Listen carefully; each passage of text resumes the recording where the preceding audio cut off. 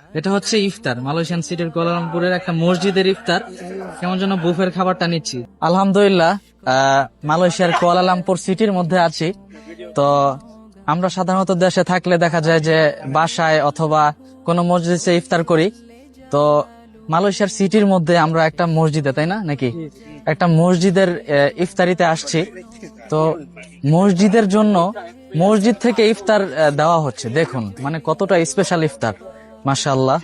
মানে মালয়েশিয়ার যে ধর্মপ্রাণ মুসলমানরা আছেন তারা কিন্তু খুব ধার্মিক, মাশাআল্লাহ।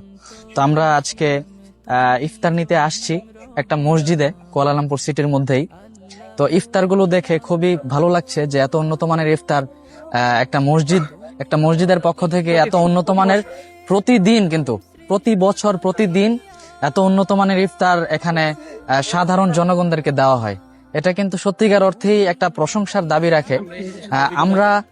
আমরা আজকে অভিজ্ঞতা নিতে আসলাম যে একটা মসজিদ, অর্থাৎ মালয়েশিয়ান সিটির মধ্যে একটা মসজিদ থেকে এত উন্নত মানের ইফতার সাধারণ জনগণের জন্য ব্যবস্থা করা হয়েছে।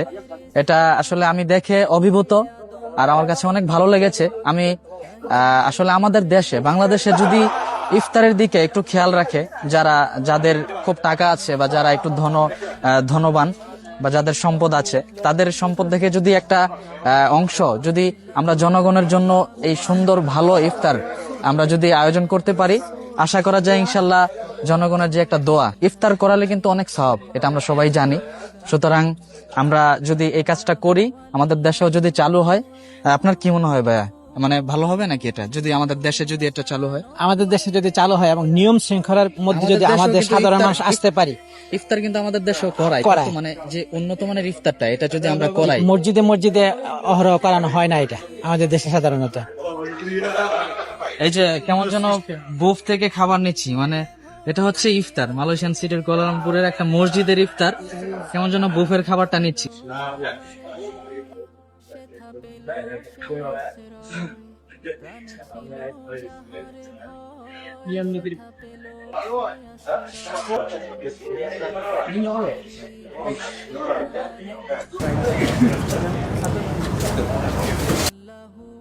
এই হচ্ছে ইফতার, মাশাআল্লাহ।